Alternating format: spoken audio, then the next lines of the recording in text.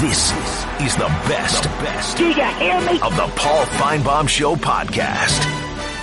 And welcome in. What a day this is going to be. A lot of important stories to deal with some great guests and also some breaking news. And stop me if you have seen this headline before. Let's go to Knoxville. And there's another shakeup on Rocky Top. Tennessee, and amid reports of Davenport firing, Tennessee plans a statement. You're asking the question, who is Davenport? She is Beverly Davenport, chancellor, officially installed on February 15th last year. She made the decision shortly after getting the job to bypass Philip Fulmer, instead hired John Curry. That turned out to be a disaster. She fired Curry in December, hired Fulmer second go-around, and according to reports, she is now out after 1 year and 3 months on the job. Miami ought to lend Tennessee the turnover chain because there is enough turnover there to set a Guinness Book of World Records. Let's continue.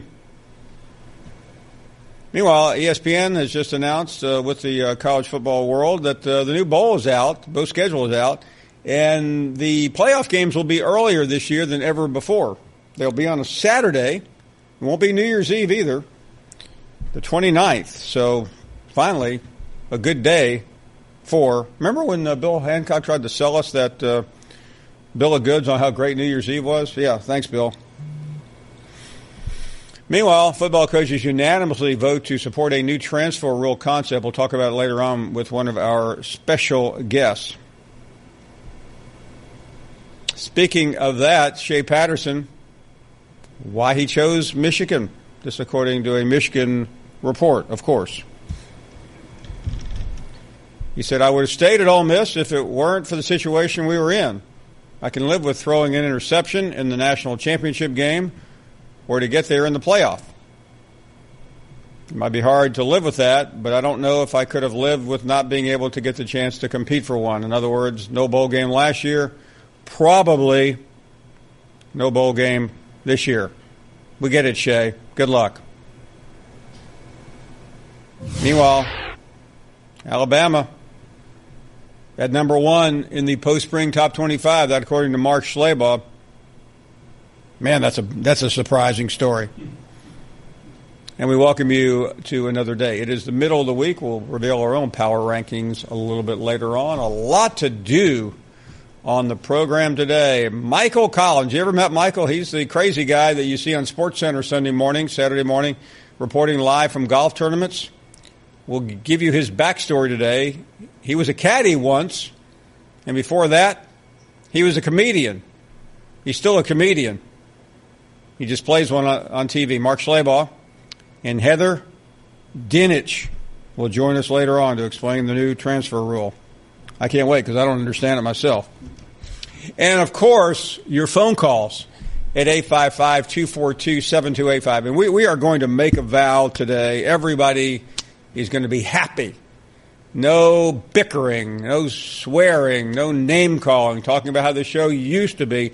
And the reason why things are going to be good today, every day we go into the booth and there's Kubiak, there's Hayes. Guess what? Both are gone. A new era begins with Danny Bram and Randy Harris. Congratulations to both of you guys. What's up, Finebaum crew? History being made here. Thank you. First time this duo has been here in the booth. So yeah, cool. We're going to crush it today. We're all about pleasing the viewer, pleasing the callers. It's going to be a friendly show. In fact, if you look, we've got a headline. If you throw it up there, this is our bonus headline. Here it comes in a second. There you go. Yeah. Finebaum producers replaced. We've suspended John Hayes for just blatant rudeness and just a bad general disposition. John called out a bunch of callers the other day, and by the way, suspension may not be the correct word for it. Yeah, it's still under debate. Things are pending. Coobs, he's been missing all week. Now Kubiak is out. He announced his retirement today. He did. We'll see how today goes, but we're off to a great start. I've got a statement here that I will release immediately on Instagram. We wish. Excuse me. Let me start over again. John and Mark have served us very well here over the last 5 years. We wish both of them the best in their future endeavors. What you need to do is get the pro back into your producers, but now they're just deucers. You know what I mean? Okay, let's get to the calls. All Positive Wednesday. 855-242-7285. Let's start with what I would consider to be one of the greatest callers in Finebaum, maybe the best caller in Finebaum Show history, even surpassing the unnamed Jim from Tuscaloosa. Blair is in Maine, and you are on the air. What's going on, Paul? I appreciate it, Got to give the callers the respect they need, and you bet. People get the respect, and you give the respect back. You got it. And that's what you got to do when you guys are putting on the show. What's the Bible verse? You got the mic right there, so that's pretty much what's happening. Is you have the mic, so you say whatever you want to say, and you give us the respect, and I'll give you the respect back. Right? I own this microphone. You do, really, but I'm going to share it with you today. Yeah. So, anyways, I've been really dizzy lately, and I can't get this solved. I went to the ER, and they didn't solve it, so. Hold on a second, Blair. You've been busy. You live in Maine. What have you been busy with? Dizzy. Oh, dizzy. Dizziness. Oh, what is it? Is it equilibrium? Is it ear problems? What's going on? It's not ear problems. It's just listen. I am not a doctor, although I live with one. Let me help diagnose you. I stayed up real late playing a video game, and I experienced dizziness really bad playing my video game. Okay, Blair, let me ask you a question. Allow me to ask a few questions? Yeah. How old are you? 28. 28. I drink a lot of soda. I eat a lot of sweets. Blair, I didn't ask you. Blair, so let's act like you're visiting the doctor here, Dr. Paul. I wonder if has there ever been anything like a Dr. Phil or a Dr. Yeah, Blair. So you're 28. What you're talking about? Soda, like pop, like soft drinks? Yeah, a lot of I'm drinking soda right now. I should probably be drinking a lot of water. What are you? What kind of soda are you drinking? Diet Coke. A lot of Diet Coke. Have you heard of Coke Zero? Yeah. Do they have that up in Maine? It's not going to help. Has it made it to Maine yet? It's not going to help because I'm still dizzy right now. Okay. Blair, I'm going to ask you to calm down. Okay, can you take a deep breath for me? Yeah, I am. But bring it in, let it out. Bring it in, let it out. Why am I still dizzy at this young age? I should never be as dizzy as I am. Blair, I'm the doctor. You're the patient. Shut up already. Okay. Blair, you haven't had any hearing problems, right? No. That can cause dizziness. Do you have any vision problems? Vision, yeah. Obviously, you're dizzy. That was a trick question. I couldn't see my video game I was playing straight. I couldn't read the paper for the sports section. Blair, you're getting upset. Yeah, because I'm frustrated that I'm so dizzy. Blair. What video game was it that you started noticing this dizziness? I don't know. It could be staying up. No, Blair, you're a terrible patient, by the way. Which video game were you playing when this all happened? MLB The Show 17. Okay. Are you? Do you have any? Do you have blood pressure issues? Do you have any? Are you diabetic? Are you? Okay, so last time I went to the ER, they told me my blood pressure was high. I need to see a doctor. Have you seen one? No, my mom's still working on that. Blair, how big a city do you live in? It's not a big city. Like if you expect those big cities like Rancho Santa Margarita, Mission Viejo, or Blair, I'm not asking for. This is not a geography class. Are you? You said you eat a lot of sweet. Blair, you said you eat a lot of sweets, right? Yeah. It's not a good diet. Blair, not good. In the course of a day, give me your caloric intake. What are you eating? I'll eat like 3 or 4 bananas in a day. You certainly don't have a potassium shortage. I I know. What do you eat for? What do you Blair? What do you eat for breakfast? Is Paul a doctor? Yes. She even. I'm like, Mom. Okay. No. No, she doesn't want a part of this. But Paul is not a doctor. Why did you call him? No one wants to know that. No one. Paul. I've already said that I am not a doctor, okay, but my vertigo. It's vertigo. Vertigo. That's what it said. It's vertigo. Hey, Mom! The meatloaf! Hey, Blair, have you ever seen? Because I have 2 yogurts a day, 2 puddings a day. I have too many sweets. I need to back out. I don't back out enough. There could be something wrong with me. We want it now! No. Hey, Mom! Can we get some meatloaf? But she gets in the middle of this. Okay, Blair. Okay, Blair. Have you ever seen the movie Vertigo? No. Go see it. Call me tomorrow. Matt is up next in San Antonio. How, Matt? Hey, Matt. I'm dizzy now. Today, Paul? That was an interesting phone call with that guy. Matt, are you feeling okay? Yeah, I'm feeling okay. I'm fine, Paul. I'm not like that guy. I'm getting dizzy myself. Seriously, I'm not feeling well. I hope you're doing okay. Hey, Matt, Paul. if I ever ate 4 bananas in one day, I think I would be sick. I agree with that. That guy was kind of material, be strange. Yeah, that would be a good word. I think the most amazing thing was that his mother was surprised that I wasn't a doctor. Yeah, you could say that. Why would a doctor be hosting a sports show every afternoon? You could say that. Why would he be? He wouldn't be. That's really easy to figure out. Go ahead, Matt. Let's talk football. Okay, I wanted to talk to you about Jimbo Fisher and the upcoming football season. But I have an interesting question for you, Paul, before I get started. I'm not trying to put you on the spot or anything like that. Go ahead. You must be a good friend, Paul. I mean, I just had to perform the Hippocratic Oath a minute ago. Okay. What year in 1963 were the 2 teams in Texas was going to postpone their game because President Kennedy got shot?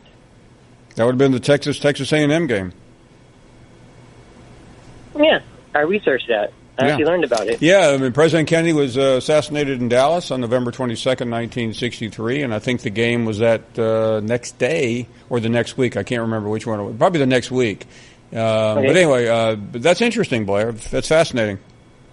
Okay, and what I was going to talk to you about was, I think Jimbo Fisher this year, I know a lot of people, I call up and I say they're going to have a year poll, and I always say that. But this year, I think I'm going to be right because if you look at the teams that are playing this year, particularly Alabama, they don't have a very good secondary coming back this year, Paul, and we do. And if I'm Jimbo Fisher, you can actually exploit that, basically. Good point. Listen, Matt, we'll talk more about that in the coming months. In the coming hours, we'll talk about a number of other things, including your phone calls at 855. No more doctor calls. My medical insurance will not cover it. 855-242-7285, and we are coming right back. You're listening to the Paul Finebaum Show podcast. Welcome back to the program. Glad you're here. And we're taking your phone calls at 855-242-7285. Again, an update in a few minutes. More news coming out of Knoxville about Beverly Davenport, the chancellor apparently being replaced, not fired, reassigned. We will give you that story in just a moment. Matt is up next in Austin, Texas. What do you say, Matt? Hey, Paul, how are you this afternoon? We're doing great. Thanks for the call. Well, I'm sorry that you guys didn't make the cut, apparently, to be with the Marty Party and traveling Jim Harbaugh over there. I guess. Yeah, I think to travel with Harbaugh, you have to convert to Harbaughism, and I'm not quite willing to do that. So I hope the invasion of France that he's doing works a little bit better than his invasion of the Big Ten. Yeah. But one thing about Harbaugh, he is 3-0 now in the month of April. He just can't seem to win in November. That's true. They took a nice picture of him and his team at the Arc de Triomphe the other day, and of course there haven't been too many triumphs in the Big Ten. Or at the Arch of Triumph. That's right. And I guess he's going to implement a bend but not break defense, and he's over there so that he can get lessons in retreat from the French. Otherwise, yeah, I'm not sure. There are a lot of jokes in there about the French military, but I will not tell any of them on this program. Hey, on a more serious note, you hear anything? I haven't heard anything in a long time about Baylor. You hear anything about Baylor? Yeah, I was at an event about a week ago, and a couple of guys from Baylor were there, from Waco, I should say, and one from Baylor. And I think the feeling is that it wasn't as bad as the record last year for Matt Rule. I still don't know why he took the job, but he did. He has a lot of guarantees, but I'm really impressed with his coaching ability. So Baylor took a year off from football, but I think they'll be back. All right. Thank you, Paul. Thank you very much. Great to hear from you. Really good stuff. Let's continue. Aaron in Rome, Georgia. Hello, Aaron. Good afternoon. Hey, Paul. How you doing? We are doing great. Thank you. Hey, it's a real honor to be on your show. Talk to you here. Real quick, said you wanted to talk about some happy stuff today. Love to get a shout out to all the SEC players who got drafted or went free agency route. A lot of families happy the other day. Oh, no doubt, no doubt. And speaking of happiness, I know Mark or John or somebody was saying they wanted some more Georgia folks to call. And Matt and Darriel have been worrying me a little bit here lately, especially with the polls last week. But we know how they are to a certain extent. But what I'd like to say to them is, it's just a game at the end of the day, man. And they have, you got to let go. You got to let go of just whatever you're holding on to, man. But that keeps things interesting, though. Anyway, man, so you got a post-spring SEC poll coming out today, or? Yeah, we just released it. And who's your favorite team? The Dogs, Georgia. We have them at a very narrow second. I think that's a pretty good spot for them. That's a given. We know. Well, real quick before I let you go, Paul, again, a great honor to talk to you, man. And I just had a hot take for you. You guys are making a comparison, not necessarily a comparison, but talking about Dabo taking over for Saban here down the road. And I was thinking, Saban dealing with his hurt and Tua issue. I think Dabo is possibly going to have the same issue here soon with his quarterback. I totally agree. Especially with Trevor Lawrence. The kid's for real. And I'm going to make a hot take here. I'm thinking Trevor is going to play in the Texas A&M game. I think Bryant's going to get pulled, and I'm just making it right now. Hey, thanks for Aaron, thank you. By the way, I agree. I don't know if he'll play that quickly, but I don't have any doubt he'll be the starter before mid-season. Thank you for the call. Do appreciate it. How about Justin in Cleveland? Hello, Justin. Welcome to the show. Paul, this is Justin in Cleveland, the official Paul Finebaum Show ombudsman. The last couple of weeks I've been doing some ground field research with the callers. I'd like to share that feedback with you now. First of all, now that you're offering medical advice, one of the callers would like to know, they say their friend, but take that for what it's worth, took a blue pill and he's had the effects for longer than 4 hours. What should he do?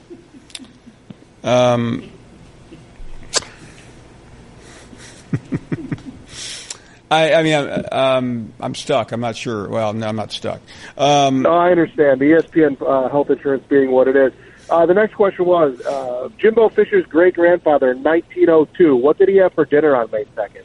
I mean, come on with Jimbo Fisher calls. Yeah, Matt is really good. Matt has come up with – Matt should write a book, 197 different ways to ask the same question about Jimbo Fisher. Hey, Paul, real quick before I go, how do you think Jimbo Fisher will do in his debut season at Texas A&M? I didn't realize he was in Texas A&M, but he's going to do really well. Hey, thanks for the call. Appreciate it. Greg is up next in Alabama. How are you, Greg? Hey, Paul. Thanks for taking my call. I heard the news about Beverly Davenport, and it seems like she was in her job less than the AD that she let go. And I'm wondering how this all bodes for Philip Fulmer down the road. I don't think it's. I think Fulmer's in really good shape because she did not want Fulmer initially. I've heard she didn't really want to extend Fulmer to give him a 4-year deal. I think she just got caught up on 1,000 different areas. By the way, they're announcing. Do we have the announcement now, guys? Hold on a second, Greg. Apparently, you get fired as the chancellor. They name you a professor in the communication school. I'm not sure what that means about future journalists, but she'll be teaching in the communication school, according to an official statement. You have to really push the envelope to lose your job within a year as a college chancellor. I'm not sure I've ever heard of anything quite like this. Here's the official statement from Joe DiPietro. He's the president of the University of Tennessee system. Now, that's a system that's over all the different campuses. It's my responsibility as UT president to ensure the success of every campus, beginning with the leadership of every campus. A great deal is at stake in these hires, particularly given the importance of the flagship campus, both to fulfilling the UT system mission and to that mission's impact on the lives of all Tennesseans. Upon realizing that UT Knoxville needed a change from Dr. Davenport's leadership, I decided to take action to address the leadership need. Dr. Davenport and I have had several conversations during her tenure as chancellor to lay out expectations and discuss concerns. Unfortunately, that's probably the big word here, issues arose that have progressed, and while I am disappointed to make this change, it is necessary and in the best interest of the university. Greg, I don't think it's too difficult to read through that one, is it? No, it's not. And I guess he's also following that Hippocratic oath of doing no harm. You've got Darriel's calling up later to roast Alabama fans. You remember that David Sedaris book, Running with Scissors? Yes, I do. Yeah, well, he's co-authored a new book. It's a sequel to that with Darriel called Talking with Marbles. And it'll be out this week. So have a great weekend, Paul. We're down in Gulf Shores, and I hope you have a great week. Thank you very much, Greg. Good to hear from you. We've had a good start. Well, I don't know if it's been a good start, but it's a start. We're going to have a little fun now, something that is not forbidden on this program. Michael Collins, if you've never seen or heard Michael, check him out. He will be with us in just a couple of moments. You're listening to the Paul Finebaum Show podcast. You're not worth a flail. Welcome back. I mean, we have had a serious show already, and we decided we needed a break. We started. I must admit, I told you this once. I'm watching, or maybe I'm on SportsCenter with Matt. I can't remember where I first saw you, and I said to Matt Berry, we're good friends. I said, "What's the deal with this guy?" And he said, "No, you'll like Michael." So, I talk about golf a little different. Yeah. So I finally met you last year at the PGA at Quail Hollow, and I've seen you a couple of times since then. And we invited you because the tournament's down the street, literally. Yeah. And before we get to golf, let's talk about you for a second, Michael. Were you a caddy before, a comedian, or comedian? No, I stand-up comedian for 20 years, and then caddying kind of happened through comedy completely by accident, and did that for 10 years. And about 5 or 6 years doing both. His last year as a comedian, he did the White House Correspondence Center, and then immediately became a caddy. Potentially could have been that way, but no, so, that's not even close. I'm really fascinated because I know some comedians, and they are just... They're out there. Well, it all depends on the style of comedian as well. Okay. Like, there are some comedians that are on stage really sociable, and then off stage can seem really antisocial. Oh, yeah. You know, and so for me, doing both comedy and caddying, the reason that I love doing both, because comedy, it was me. I was on stage. I was the guy with the microphone, I was the star. As a caddy, I'm the dude behind the curtain. Yeah, you're nobody. I'm nobody. It's great. And the player would have to stand in the camera, and they would be like, what happened on the par 3? Well, I hit a real good 7-iron. And I get to stand behind him going, yeah, you wanted to hit a 6-iron. I would have flown in the water if I wouldn't have said nothing. Like, it's cool. I know I was never going to be a good enough golfer to play on the PGA Tour, ever. I didn't learn how to play golf until I was like 23. So the only other way to be inside the ropes is caddying, and there's no other sport, none, where you get to be a part of the team. Like, the coach can't go on any playing field whatsoever and just call a play unless you're like playing like t-ball or something like that, or the little kids playing football, and that's about it. So the fascination of the mental side of golf was just, I loved it. So I always tell people, comedy has my soul and golf has my heart. So as a comedian, and I say this because we have a lot of people that think they're comedians that call on the show. What's the challenge? I mean, obviously you have to have material, but you also have to be relatable to the audience. Yes. So give us the secrets to being a great comedian. I don't know if there's a secret. If there's one, I'm asking a guy who's no longer a comedian. I know, but yeah, make believe. What's the secret to being funny now that you don't have to be funny all the time? Make believe you've had Chris Rock's career. I think there's a familiarity that people have with you as a person when they see you on TV or on stage, right. And I think almost every comedian who's become extremely famous, people see that person and they say, I know someone exactly like you, that either looks like you or acts like you or talks like you. And I think if you have that connection with people. Did you have a go-to joke that you? I mean, no, because I didn't tell jokes. I just, whatever happened in my life is what I talked about. So, because I think that's also the most fun and relatable stuff. So you walk out on stage, and I mean, do you know when you look out there? Kind of. Yeah. I knew the subjects that I wanted to talk about. Now, the order that they would necessarily come out, I wouldn't know. And then if somebody started yelling stuff out, and if I had a heckler, then it was you like, wanted that, didn't you? Yeah, I was cool with that. But you know what I found out? That and improv, when I was first starting out doing stand-up, if you wanted to do 5 minutes on stage, you had to do an improv. So we had all these comedians starting out, did improvisation, and then you were allowed to go do your own 5-minute set. And I have learned that because of that, I became a better journalist as far as asking questions to athletes and then listening to their answer and then following up a question with it. So so you go from a comedian to a caddy. Mm-hmm. And then why did that end? I guess I should ask. Well, Sirius XM.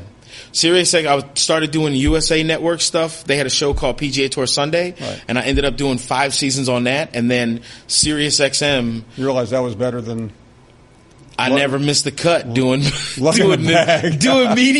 I never missed the cut, and it's free food and a golf cart. This is what happens when you stop caddying and carrying a 35. When you don't carry a 35-pound golf bag 7 miles every day and you get a golf cart and free food, ta-da! What was the biggest moment you had as a caddy? Oh, man. There's a lot of them. Me and Kevin Stroman winning the Kodak Challenge together, because that was over half a season we were together. That was huge. But, I mean, one of my favorite moments was getting Omar Uresti through Q School the first time. Wow. He had never made it through Q School on the West Coast. And I was performing the week before in the Bahamas and almost broke my is that as pressure packed as I read? Yeah. So, and that was the thing. I have never felt pressure like that before, and I had to stay cool and calm for him. It's the only time I ever almost threw up on the golf course. On the last day, we had a putt that was 8 feet for par, and we were on the number. So if he misses the putt, we're out. And if he makes the putt, we stay in with 2 more holes to play. You're sick to your stomach. Well, yeah, because he's bending down reading the putt, and he looks at me and he goes, I don't see it. What's this going to do? And I go, it's going to break a little bit left. And I found a spot, and I go, roll the ball right over this point right here, and it'll break and go dead center. And he looks at me and he goes, okay. And when he stepped in to hit the putt, I was like, because I kept thinking to myself, like, this is. You have to admit, it would have been pretty funny if you just. No, it would not have been. Because there were still 2 more holes to play. They got rakes for the sand, but I don't think the funny thing was, he makes the putt, and when he turns to look at me, I got to play it cool. So he makes the putt, and I was like, yeah, good job, man. It's cool. Let's go do this, man. Come on, it's nothing. And he goes, yeah. And I could see he was getting his confidence from me. So I have to play it cool. And then finally he makes a birdie on the 17th hole. So now we're in by at least a shot. And he makes a par on 18. And, he lagged it up there to about this far. And he looks at me and he goes, what's the number? Oh. And I was like, man, you better hit that putt in the hole and let's get out of here. And I'm trying to smile as I'm tearing up. And he taps it in, he comes over, and he hugs me and says, thanks, man. And as soon as I get goosebumps telling it now, because when he said that to me, I lost it. I literally cried and sat in a golf cart because I knew the difference between at the time going to the PGA Tour and the Web.com Tour, that's millions of dollars. So every week you're playing for $6 million as opposed to playing for maybe $1 million, where the winner's check on the Web.com Tour was less than the winning caddy check on the PGA Tour. People don't like to talk about money, but what kind of money does a caddy make? If you're with one of the top 50 golfers in the world, you can make some money. I mean, everyone thinks you get 10% flat, but it doesn't really work that way. You get a weekly paycheck, right? Because caddies have to pay all their own expenses: airfare, hotel, car rental, food, all of that kind of stuff. Food gets expensive. I'm just saying. But after all of that, then you negotiate the percentage: 10% for a win, 7 to 8% for a top 10, 5 to 6% for everything else. But some guys will say, "I'll take less weekly." I mean, if you're Tiger, you're not paying a guy 10%, are you? For a win, back in the day. For a win, yeah. Oh, for a win, sure, for a win. Okay, for 10% for a win, 7% for a top 10, and 5% for everything else. You know, and there are guys like Tiger Woods, and, you know, you take a guy who maybe you don't think wins a lot, but go back and look at Jim Furyk. We caddies called him an ATM machine. Yeah. Because every week you cash in the check, you can go just boop, boop, boop, boop, money's popping out. Just and there are other guys called lottery tickets, where you put the thing in, boop, boop, boop, boop, bang. No, I didn't win this. It's a scratch off. Okay. You're not flying to the next site. Yeah, that's when you know what? That's when you got a lottery ticket, you share a room with like 3 other caddies for the week, which is not fun. Yeah, I mean, free breakfast hotels are big places for big time. And if your guy makes the cut, what happens is normally if it's 3 guys in a room, whoever's guy plays the worst is the one that sleeps on the floor. So make sure that your dude or sleeps in the cot, you know. So yeah. We'll come back and talk a little golf. Michael is working. He's not working as a caddy. He's covering the Wells Fargo at Quail Hollow for ESPN. You've seen him all day. You'll see him all weekend, and you'll see him when we come back. You're listening to the Paul Finebaum Show podcast. Welcome back. A few more minutes with Michael Collins, the golf caddy. We were talking about some of the vagaries of the tour. You were talking about being with Tiger today. Mm-hmm. You and Tiger seem like you're pretty tight. We enjoy each other's company on the golf course. We joke around a lot, and it's that's how I knew he was truly back. When I saw him this year at the Hero at his tournament, a lot of the other times when he would come back and say he was fine and he wasn't healthy, he was not fun to be with on the golf course because he wasn't himself. He was faking it. And I would tell him that, which of course he don't like stuff like that, but whatever. Like if I'm your friend, like right now we're on, if I had a hanging Chad, you're going to be like, hey man, before we come back on, clean. If you weren't my friend, you'd be like, good luck with that. That's good. I probably wouldn't tell you. See? Let's just call See, I mean, Michael, when it comes to this show, friendship is always number 2 behind the audience. The audience would love a hanging Chad off the caddy. I'm not bailing you. I want that camera there is my best friend. You're my second best friend. Well, no, I mean, me and Tiger, when I saw him at the Hero, the first thing we did was just start telling each other jokes and goofing off on the golf when we're out walking around. And the way he was walking, the way he was joking around on the golf course, I told everybody, this dude is the dude that I remember. And that's who's out on the golf course now. I mean, he's never going to be, for people who are like, is Tiger going to be the old Tiger from 2000? Be like, stop. Just stop it. That dude's dead. Like, that dude's never coming back. But this Tiger Woods that's here now is good enough to win golf tournaments. I don't know that he can win a major, but I truly believe he's going to win golf tournaments. So we followed your career from comedian to caddy. So how do you end up? You do some stuff for Sirius XM. Yeah. How do you end up being the main golf guy for ESPN, which in the past has always had Twitter, really serious golf guys? Well, then that was the difference. So one of the heads of ESPN heard me doing interviews on Sirius XM. He was the guy. Yeah, he was the guy. That because. He even said, like, the players don't talk to me the same way they talk to other reporters. because I'm a fan. I'm a fan of sports first. I love sports, and I love golf, and it drives me nuts when I'm like watching golf or into it, and all I hear is people going, 7-iron here from about 87. Or when they interview a player, they'll go, what happened on the 13th hole when you hit the 6? I'm like, you know what? I don't care. I don't care like how you hit a 6-iron like that. I like the guys that play this game and the women that play this game, and I want people to know them the way I know them. Right. So I'm going to talk to them the same way I'm going to talk to you, whether there's a camera there or no camera there. I don't care. Like, are you someone who's cool to hang out with? People should know that then if you are. And so that's kind of how I would always do interviews with players. And so someone heard it, and then they actually hit me on Twitter. And I thought it was for an ESPN radio interview. They hired you on Twitter? Yeah, one of the golf editors hit me on Twitter. Yeah.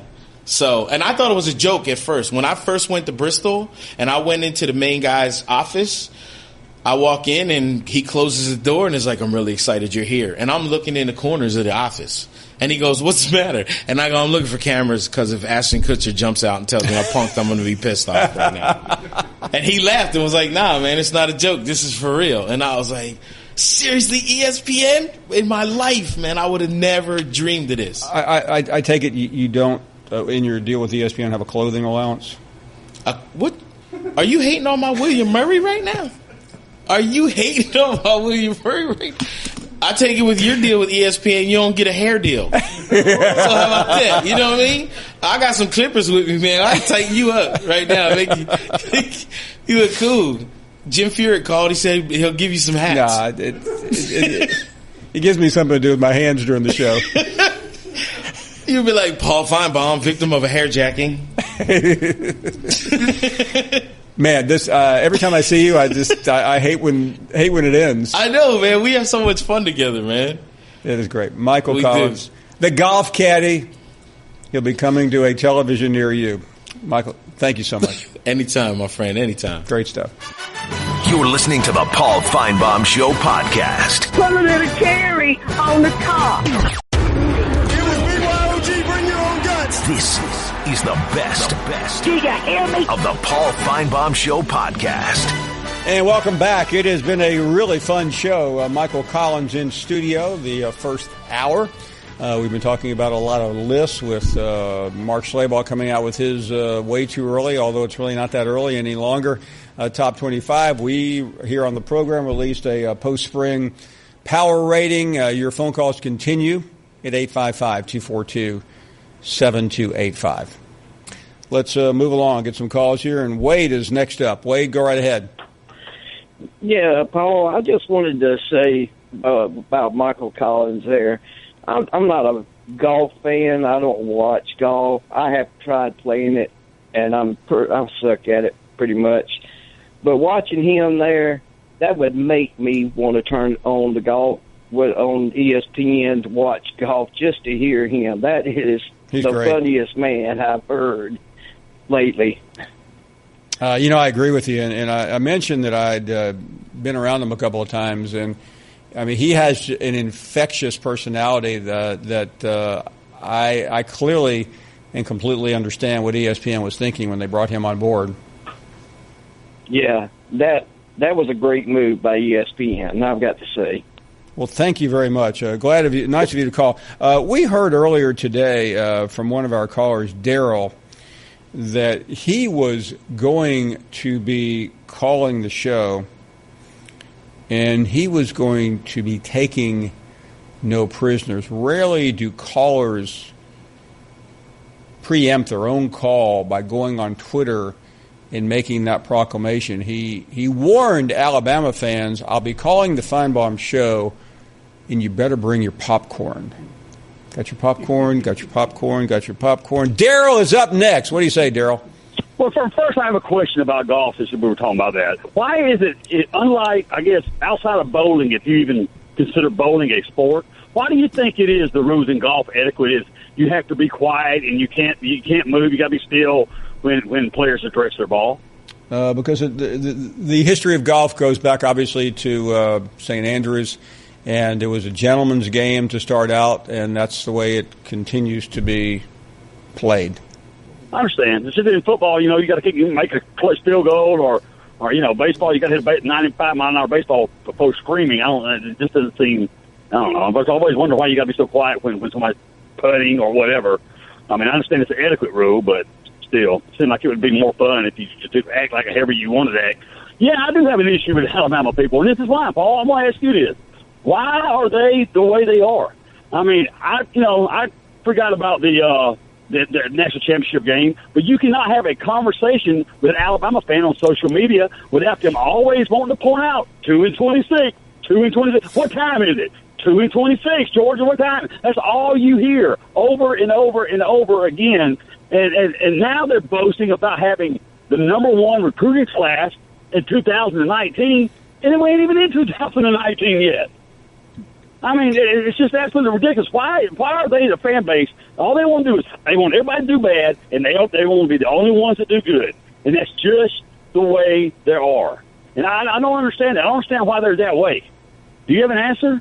Well, Darriel, let me ask you a question. The Alabama-Georgia game is over the next day. What are you talking about on this program? Well, I'm talking about Georgia, but I ain't boasting No, about it. you're not talking about Georgia. You're talking about how your team got jobbed in the game. I agree Alabama should have won the game, okay? But you know what? That is not a spectacular play like they try to make it out to be. It's not as spectacular as that 36-yard shank field goal they missed. There's nothing spectacular about a guy being wide open on busted coverage. A spectacular play would be like when Tennessee beat Georgia and the guy went up there and caught the Hail Mary with all these defenders standing around. That's a spectacular play. Throwing the ball to a wide-open receiver is not spectacular. You won the game for them, but it ain't all that. They're trying to make it all into something. And now I got another question for them. They're no better, Paul, than anybody else. I think the facts have proven that, okay? If you take away Nick Saban and you take away Bear Bryant, their tradition really ain't that much better than anybody else's, which proves to me that they require a great head coach to have success, just like any other school. But to hear them, you just go to Alabama, you're just going to be great. That's not the case. Well, Darriel, first of all, you clearly don't understand Alabama football history to make the statement you just made. Well, okay, how many national championships have they won, Paul? Well, really? How many have they really won? Well, I mean, they've won 17, but you're talking about Gene Stallings won a national championship. Okay, they won 17. How many did they win under Bear and Saban? Saban won 6, and Saban's won 5, and Bear won 6. Okay, that's 11. You pull those 11 away, that leaves, 6? About what everybody, Yeah, but the thing you fail to remember, though, is that Alabama won championships under Wallace Wade, under Frank Thomas, under Bear Bryant, under Gene Stallings, and Nick Saban. I mean, how many other schools? But how many other schools, Darriel, can make the claim that they've won national championships under 5 different coaches? How about Georgia? How many different coaches? Darriel, how many different coaches have won national championships at Georgia? Georgia, LSU, Arkansas, Florida, and Georgia have more national championships than the University of Alabama. That's the fact. They always want to. Well, first of all, Darriel, slow down a second. You asked me a question. Wallace Wade, I believe, won 3 national championships. But you're giving credit to national championships that were won when they got blown out. I'm not. I mean, these are legitimate national championships in 25, 26, and 30. You remember those, don't you? Okay, out of the 6, then that would be left after Bear Bryant and Saban, how many of those 6 are legit, in your opinion? Well, the only one I don't think is legit under Bear Bryant is the one he won in '73 when he lost to Notre Dame in the bowl game. I think that's illegitimate. Did they finish 3rd in the conference one year and they claimed a national title? Well, yeah, that's true, but that was before my time, so I can't answer to that. And I would also wonder why every time Auburn seems to have a good football team and there's something on the line, they can't beat them. They are 0-3 in their last 3. Cam Newton, the kick 6, and then this year. Why is that the case? If they're so much better than everybody else. They're claiming to be number 1 right now in recruiting in 2019. Hey, Darriel, let me, you talked so much I can't, did you say, you said Alabama has all these national championships. Who did you say had more national championships than Alabama? LSU, Arkansas 2, Florida 3, Georgia 4, then Alabama's 5. I looked it up. Are you kidding me? No, I am not kidding you. National titles. LSU has won, I believe, 3 national championships. Okay, well, when we're talking about all sports, Paul, when I was just talking about football here. I didn't. I'm sorry, Darriel. I didn't realize we were talking about women's cross country and equestrian here. Okay, you tried to slip that one in on me. Oh, we're not going to count them. No, it didn't count. That's not a national. Yeah, it is a national title. It's a national title that school won, regardless of what sport it was in. I mean, I think football is the only sport that NCAA doesn't really give a declare. Bring your own guts. This is the best Do you hear me? of the Paul Finebaum Show podcast. Second half of the show is live. We had a great first half. We had Michael Collins on the ESPN Golf Caddy. He was actually in studio. Could not have been funnier. We really appreciate him dropping by.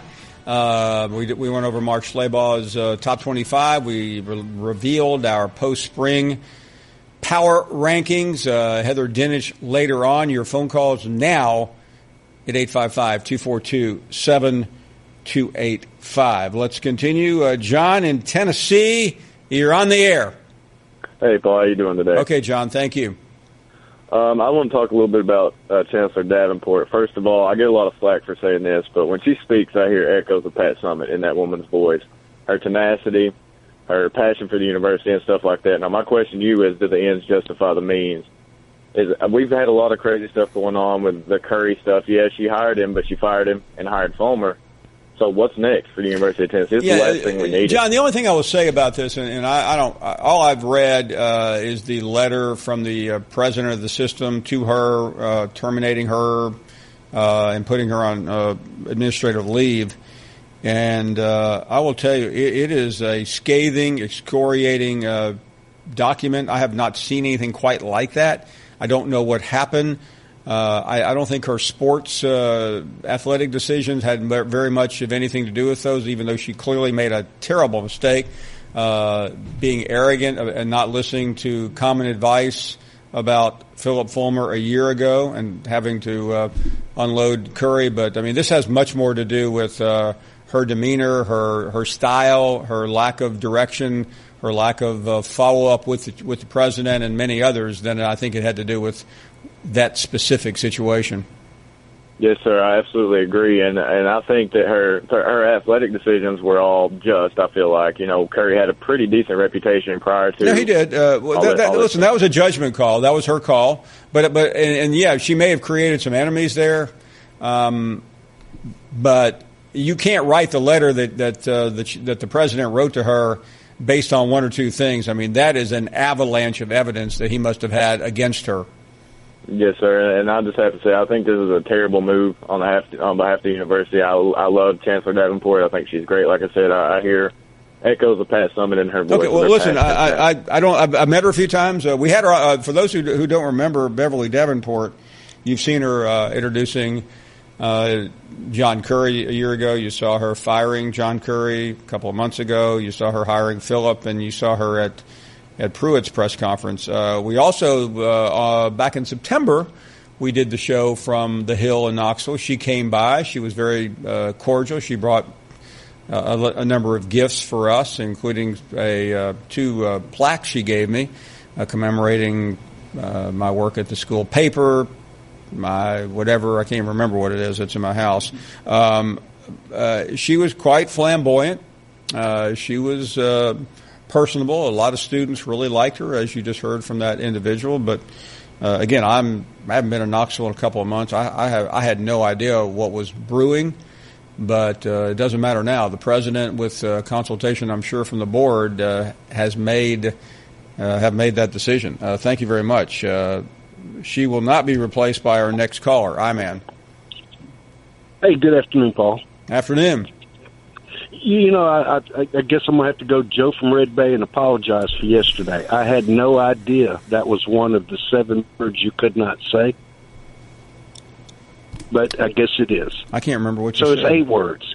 Oh, okay. Paul, what would really be helpful for y'all is to, on your screen, instead of putting Jim's email, Twitter address, or whatever, put up the words we can't say so we don't say them. Okay. I mean, y'all can do it. We can't. Okay, yeah, I mean, I think a couple of words you can't say. You cannot. Here's one thing you can't do. You can't criticize Bama. Who? I mean, you can't. Bammer. You're talking about the Bammers. You cannot say that Bama didn't win 17 national championships, or you will get beaten down. No, they won 36. If you will get beaten down by the host of this show. All you got to do is go to Wikipedia, and you see they've won everything since, 1774? Well, they did win that. They did win the year of the War of 1812, but because of the Battle of New Orleans, it was not covered very closely. That's exactly right, because it didn't have TV. Yeah. And there's some cave drawings over in Italy somewhere where Alabama beat some mastodons and some T-Rexes and that kind of thing. I think they beat. Did Alabama the winner or loser of the Peloponnesian War? I can't remember. It doesn't matter. They were there. They can claim it anyway, and we can't dispute it. And you know what, ladies and gentlemen, quit worrying about what Bammers won, because they got to win something, whether it's real or fictional. They are the Jim from Tuscaloosa's, and that takes me back to the professional you had on the day before yesterday, before I got caught up in that word yesterday. You know, that guy was dead on. Jim got smacked down, and the Eagles wrote a song about it. The train left here this morning. And I don't know where it's going. Randy Meisner did it. Great song. Oh, but Randy Jim Meisner, a very unsung hero of the Eagles. Absolutely. And from Poco as well. Forgot that. What a voice. Yeah, he was with the original lineup with Poco. And I tell you, the Eagles lived real good off of Poco and the Joe Walsh Band. And now, what's the country singer guy? Vince Gill. Anyway, moving on. Yeah, Vince Gill. Vince Gill has now replaced Glenn Fry in the Eagles. Fry's son replaced Glenn. Well, I would say Vince is doing some of the more heavy lifting from Glenn Fry's son. He is. Absolutely he is. And, you know, Vince was in the Pure Prairie League for us. He did Amy. You better believe it. Well, he didn't do Amy. Craig Fuller did. But well, he was on the. He sang on the Amy. Hey, listen, man. I know a little bit about rock music. If you're going to try to force me into telling you who were the background singers on Amy on Pure Prairie League, I'm going to throw in the towel right now. I cannot do that. Well, that's George Powell. I am not qualified because I was not sitting around smoking dope like you were back then. I was trying to study. Well, I mean, how do you? Well, you had to do something to read albums. I mean, all you could do is sit and watch it spin. I mean, you had to do something. Hell, I qualified for the NBA, and I couldn't even dribble a basketball. But that was back then. And next thing you're going to tell me, I'm going to mention Bob Dylan. You're going to tell me Bob Dylan really didn't sing all those songs. Someone else did. It was actually Peter, Paul, and Mary. But he was a heck of an influence on John Lennon and Paul McCartney. Let's say that. He sure was. Absolutely, he was. But you know that professional. So was James Brown. And he directed Jim through the conversation, and all Jim could do was attack him. That's all Jim. Now answer me this: was Jim or was Jim not the fifth Beatle?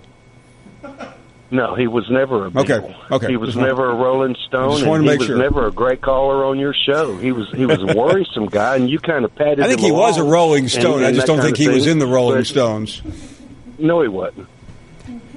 Because I could have been in the Rolling Stones, but I turned it down. I had other things to do. No, I'm lying. See, I can admit it. I lied to you on national radio, but I can admit it because it's no shame to me. It's you know what I did? I turned down the lead in Seinfeld because I didn't. It just seemed like the wrong name for me. Time. Well, I mean, you're doing this James Taylor thing on the weekends as it is, and I mean, you're real good at it. So, I mean, why else? I mean, you'd have been a hell of a quarterback if it hadn't been for that knee injury. Yeah. But see, you admitted the just knee yesterday injury. morning. We don't know what injury took Jim out other than he got his feelings hurt, and they must have really got hurt bad. Really bad because Mama couldn't fix him. I mean, she stroked his head and she pat him on the back. She made him banana pudding, like Bill Cosby used to make, and it did not help. Right, by the way, that's another name. That's another word you can't use in the show anymore. What, Bill Cosby? Bill banana Cosby. Pudding? No, that is verboten. Mama? No, Bill Cosby. Bill Cosby. He's not had a good week, but that's kind of like Jim. I mean, he's been busted. He's been busted publicly. But if Jim's been busted, he's been busted since his program before you even left Tennessee with a bad knee, because he's been disgruntled since he was a teenage boy. And you got younger kids on this program now that never complain. They've got their life in front of them, and Jim's life ended before these kids ever. I mean, it's amazing to me. But, you know, Paul, somebody said you give Jim his 15 minutes. You are the quarter-hour man. You own that 15 minutes. You decide who gets it. You are the wizard of the SEC Network. You are the wizard of Oz. You are the wizard of radio. You decide who sees that 15 minutes. And, you know, like that new caller earlier, see, those guys don't threaten me. We report, you decide. They actually take pressure off of me because they're good callers where Jim is threatened. Jim is not number 1. He's not number 10. He's not number 15. Can we begin to wind this down here? Why, you're not through? I got my 15 minutes. I mean, you're only going to give me 7.5. The lights are blinking on me, and they're telling you the stage I'm going to call you every day for the rest of your natural life. You hear what I'm telling you? War damn eagle, we're only getting faster. Oh, my. That was an exhausting phone call.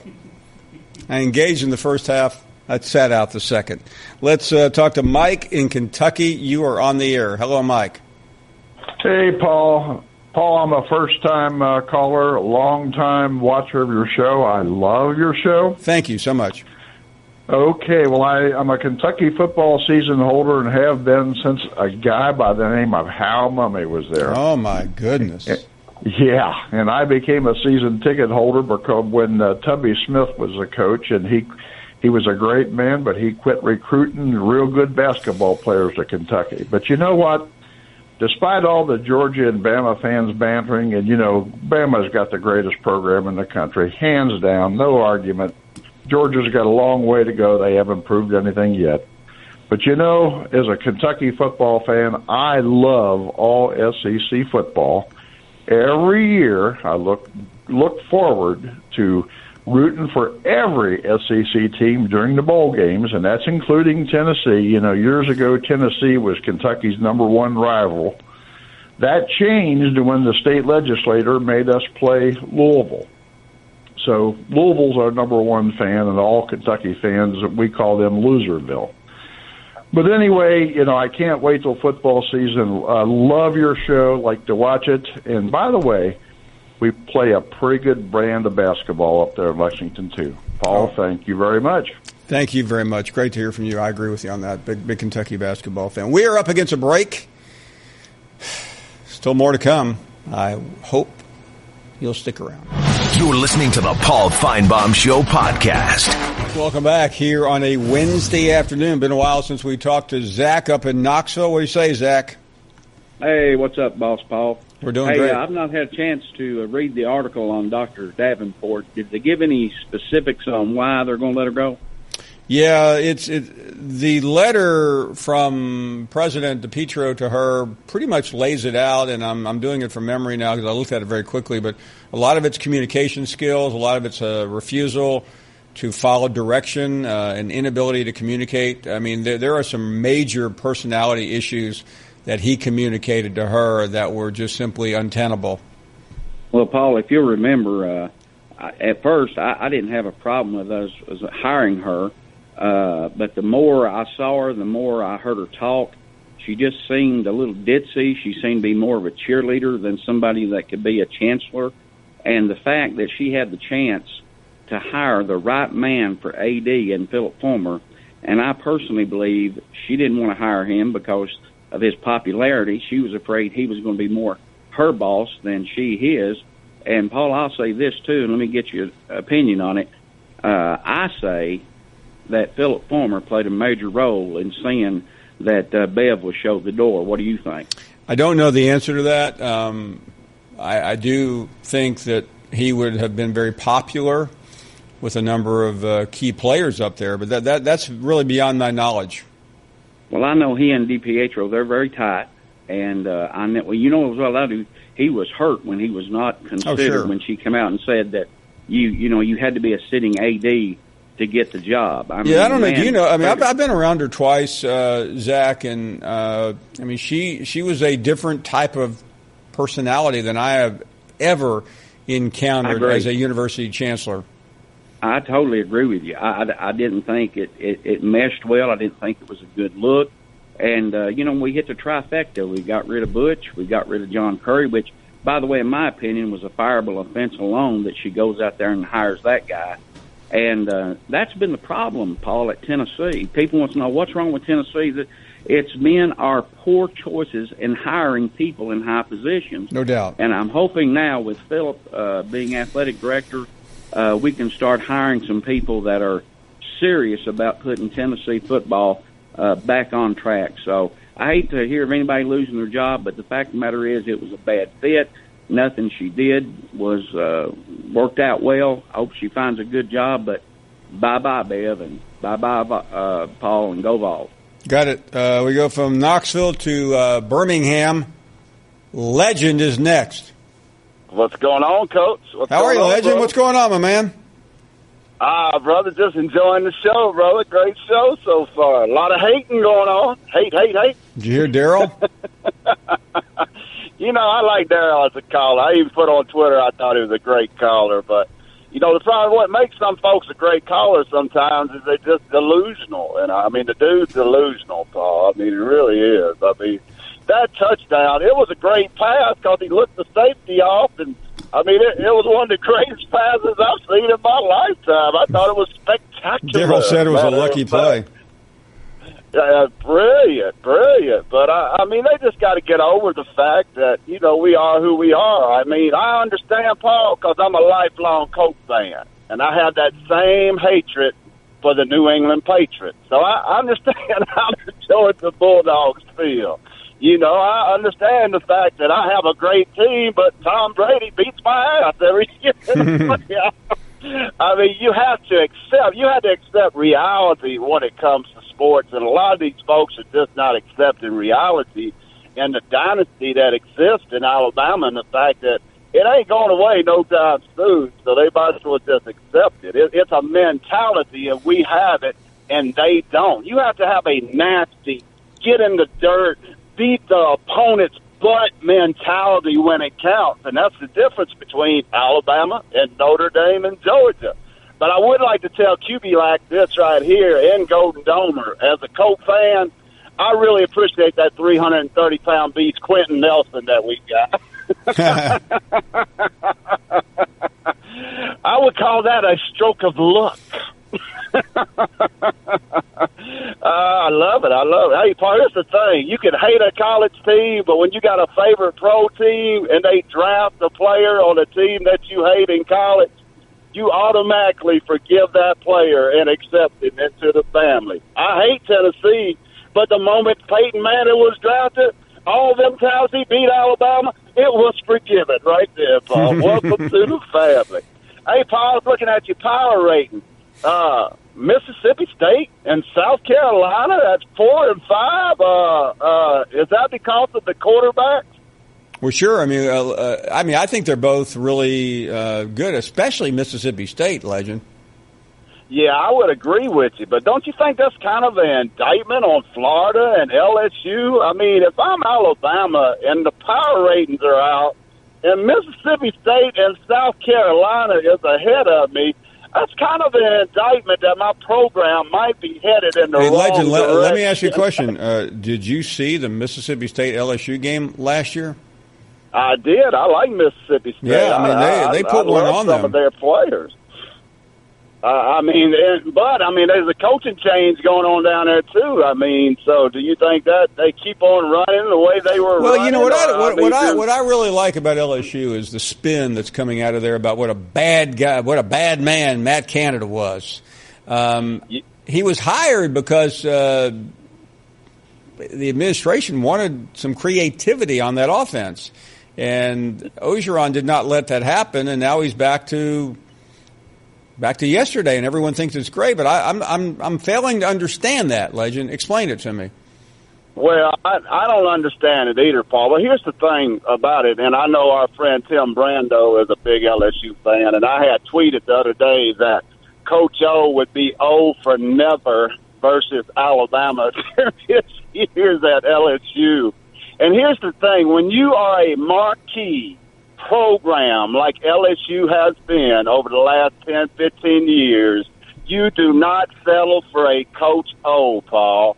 These are totally wasted years. LSU can get rid of him this year, or they can wait 3 more years before they get rid of him. But when you are slipping to 7th in the power ratings and you are LSU, you need to realize that I don't care if he sounds like a good old boy, he sounds like Fairbright or whatever. It's time to get him out of there, Paul, in my opinion. I mean, Mississippi State ahead of LSU? What in the world is going on, Paul Finebaum?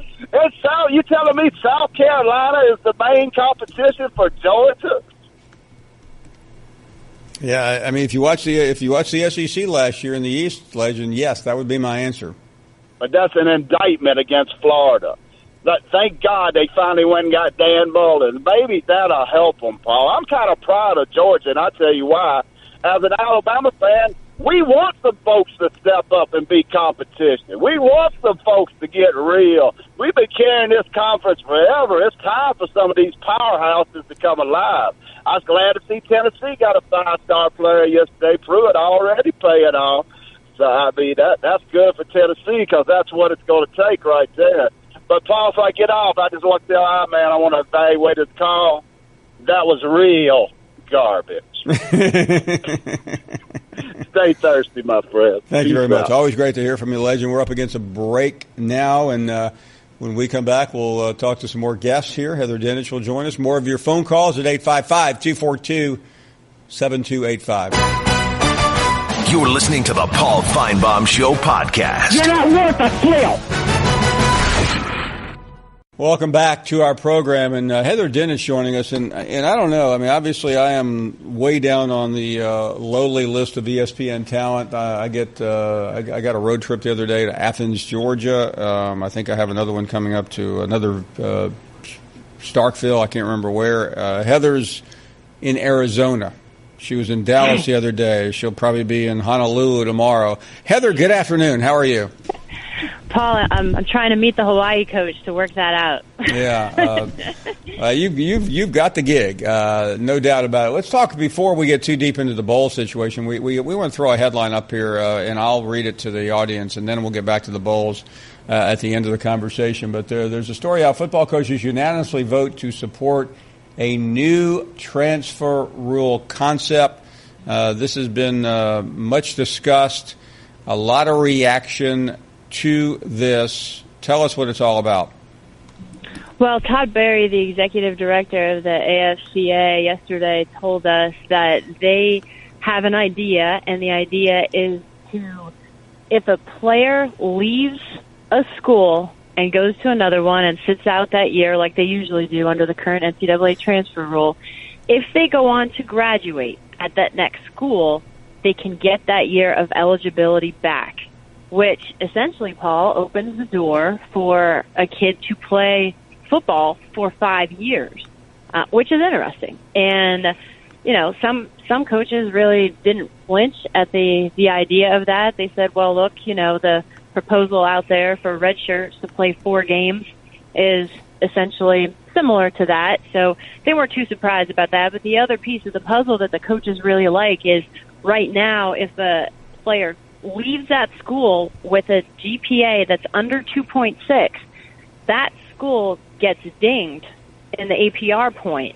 And under this new idea that the AFCA has, that GPA would transfer to the next school, and then the hope would be to incentivize that student to get his GPA up, and for the school that he's going to say, we're going to help you graduate and get that up because now that APR is ours. Very, very interesting. A lot of reaction coming in on that, Heather. Let me share with you share with the audience some comments from Urban Meyer, the Ohio State coach. Certainly had a lot to say about this. He said, I think it's a very touchy subject. I think all of the coaches are worried about the wild, wild west mentality. There's still more dialogue to be had. I am a fan of the graduate transfer. I bet he is. Once they achieve the ultimate goal of getting your degree, they've earned that right. This is kind of tied to that, which kind of makes sense. By the way, it's kind of hard to use kind in the same sentence twice. Good going, Urban. I hope everybody just presses pause and let's really think this thing through, what's best for the player and the sport in general. This could be a major blow-up if it's not well thought out. That is Urban Meyer. Any reaction to that, Heather? Well, I talked to him about that, and I think, honestly, he was probably more cautious than any of the other coaches or athletic directors that I talked to. Everybody that I've talked to was so frustrated with the transfer rule and the whole concept of it. And Sandy Barber, the athletic director at Penn State, told me yesterday, you know what, we need to all think outside of the box. So I'm not going to say that this isn't going to happen. And it's a long way from actually happening because the ASBA doesn't really have any control over whether or not. They just put the idea out there, and then there's a NCAA transfer working group that would have to submit the proposal, and, just a lot of steps to get it through and get it passed that likely wouldn't even happen until, I think, about August of 2019 is the most realistic timetable for it. But, Urban doesn't, he has concerns about the transfer rule, and his big thing was if these players can graduate, that should be our main goal, and that rule that we're talking about now, this idea, would certainly help players do that. Heather Dinnich joining us. We just saw the release, as you have, of course, of the bowls and the college football playoff. It's earlier. Everything seems earlier this year. I realize that some of this is just a luck of the calendar. You've got to get that game in on a Monday night before the NFL and before a lot of other things start happening.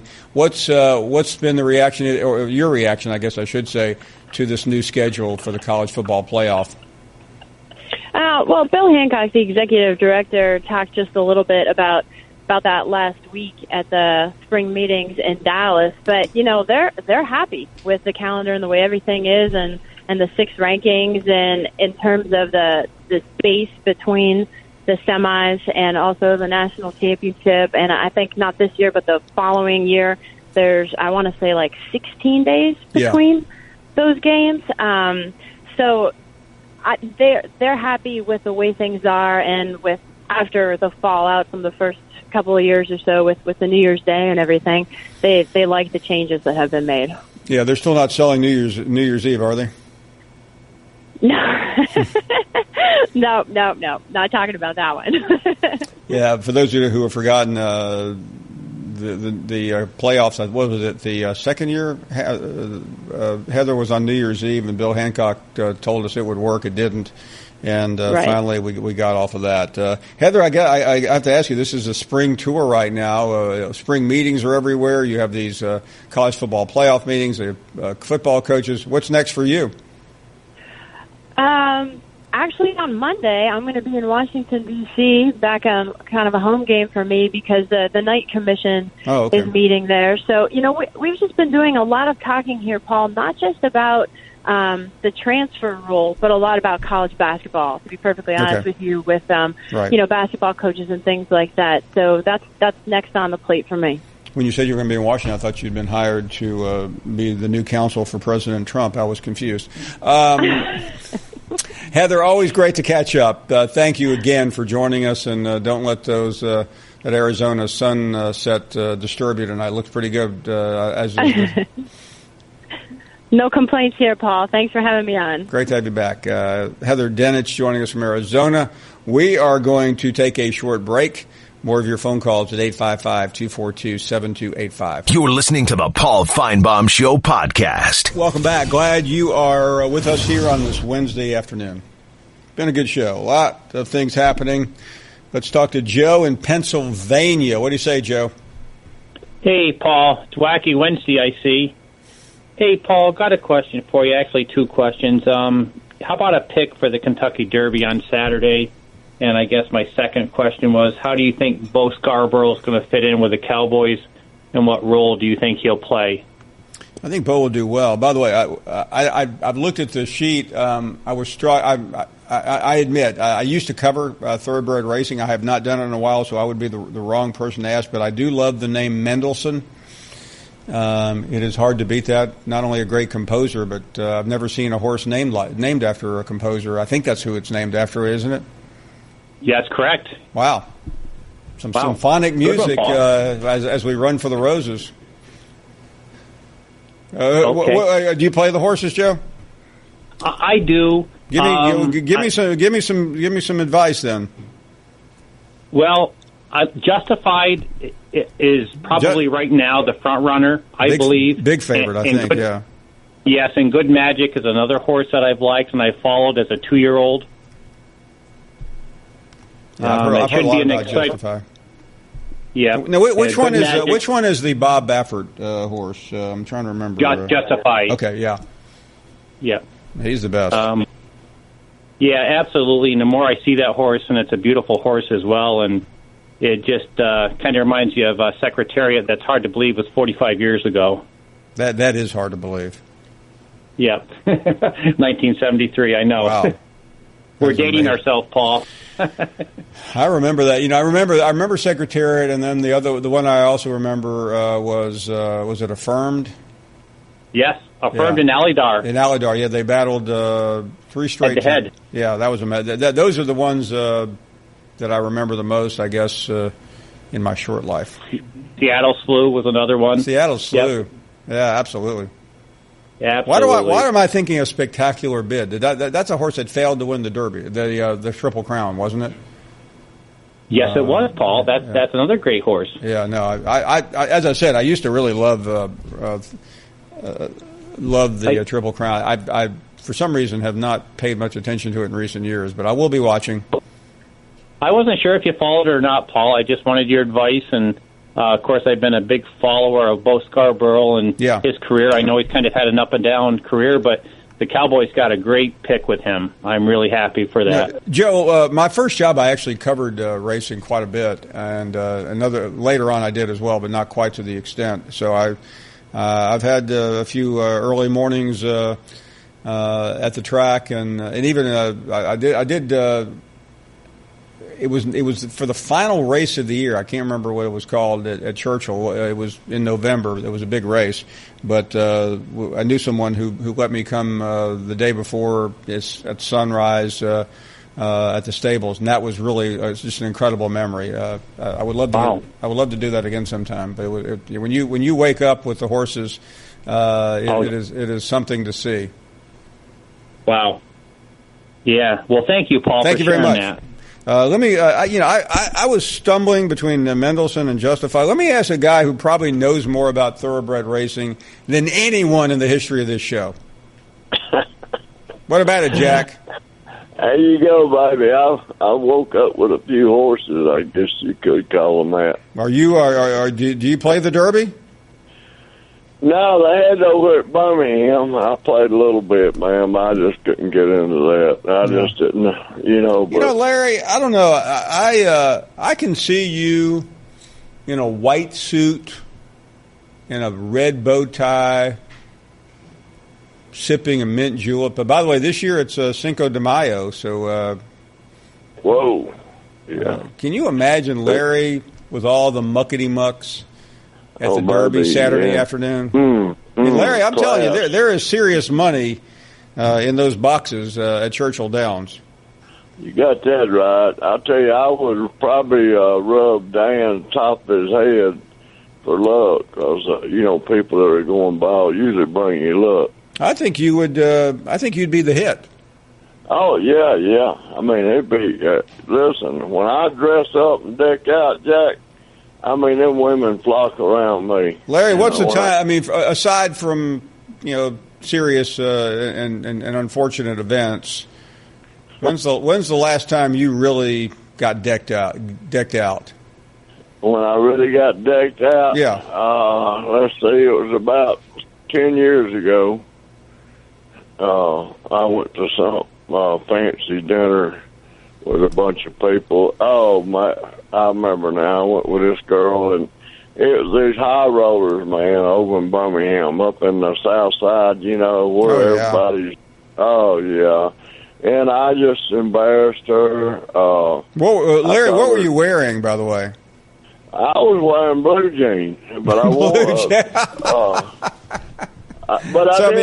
Larry, was this like a black tie event?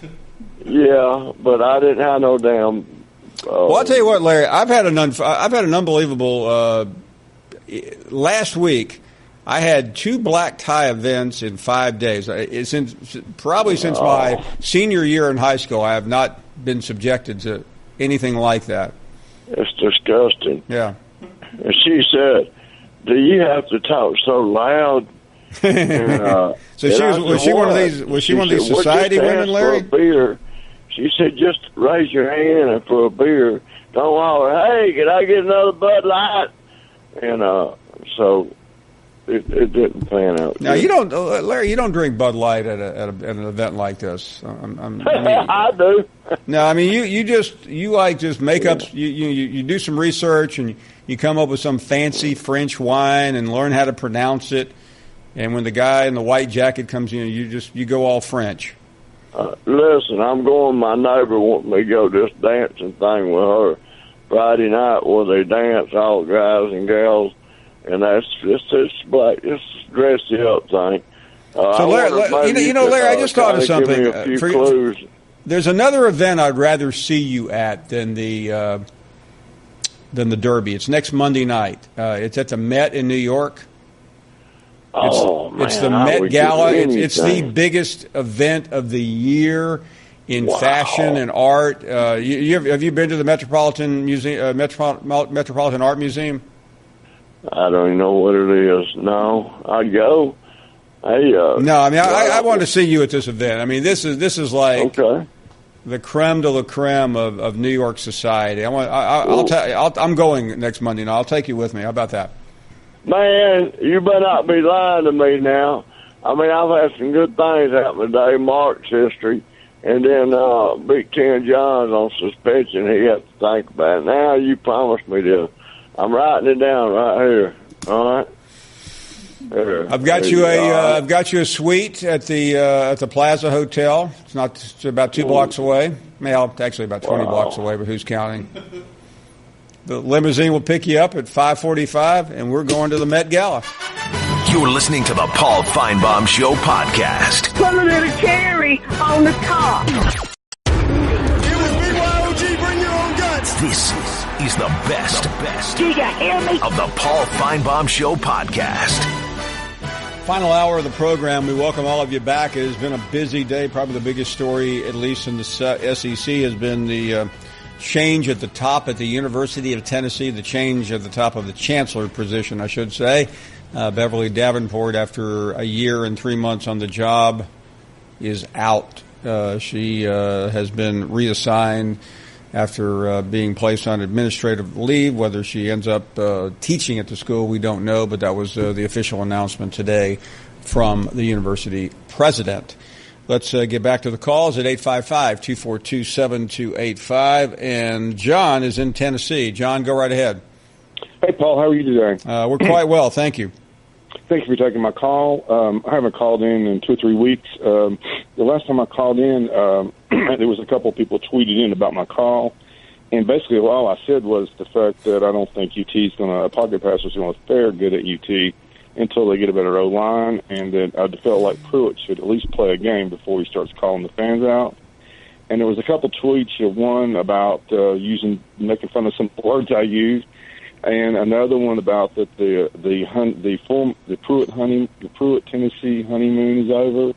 And actually, I'm a big Pruitt fan. I think he deserves a chance and everything. And then as far as the one tweet about knocking what I said, that looked like from a Hog fan, but it could have been just somebody from UT. But, I just, if it's a Hog fan, I think, they should, worry about calling in about the Hogs and not be knocking me. But what I was going to say was about the Pruitt thing. He's going to get, I've had season tickets, and I've been to individual games. And he's going to get 102, 455 at the SEC games. And you'll get 100,000 at the little paid games, And the fact is, the fans expect him to win if nobody's there. You know what I'm saying? And now he comes out and he says that he didn't come to Tennessee to win 6 or 7 games this year. And I'm just wondering, is that all this? And Fulmer comes out backing him up, knocking the fans. Is this just like setting things up in case everybody thinks all the analysts say that he's going to win about 6, 7 games. So I'm wondering, is he saying this? He didn't come here to win 6 or 7 games just to set things up, like, you know, hey, it's the fans' fault or it's the players' fault. It's not my fault. John, I don't know really what exactly that means. He's a new coach. He has to find a happy medium in terms of what he says to the fans and what he doesn't. I appreciate your call. Art is calling next. Good afternoon. Hello, Paul. Listen, thank you very, very much. I'm really trying to cool it down this time of year, like everybody should. And do you like your new Mercedes? Do I? Yeah, it's great. Thanks for sending it to me. Yeah, I agree. Here's the thing about gentlemen. In around 1999 or 2000, I had the opportunity to photograph the Regions golf tournament, and I had a spot at the tee-off where you would photograph the two, you know, the pro and the am, and I happened to catch a shot after they left of you and Dubose. And Dubose was a strapping man, and there you were with your head slanted. And if you said a word, I mean, I was barely allowed to take the photographs because I was so loud, and I was totally silent. But there's this time of year where they better realize that you back it up, see, and do you follow me at all? Well, I definitely remember that round of golf. I sure do. Were you with Dubose? Yeah. Oh, yeah. That was good stuff.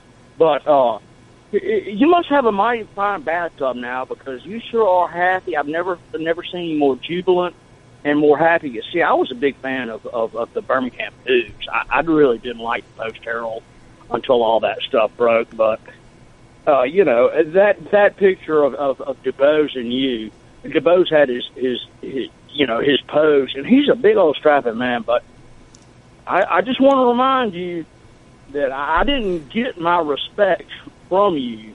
I got my respect because of you. And these guys, it's this time of year, so I hate crosstalk. All right, thank you very much for the call. Appreciate it. Jeff in Columbus, you are on the air. What do you say, Jeff? What's going on, Paul? All is well down here. Man, I sure hope you understood what that guy was talking about because my head's spinning. Man, if I get a little off track here, I'm dizzy. Just for the sake of the shows, give it your best shot. What was he talking about? I have no idea other than the golf tournament, your head was sloped to the right or something like that. I think I had a bad neck that day. It has to be the only explanation. I think he had a stiff neck or something. But he did say he thought I was jubilant now. Yeah. I think you've got to be because, you know, after you get off the phone with Darriel, I'd be jubilant too, man, about this time of day. Jubilant to be off the phone. Yeah.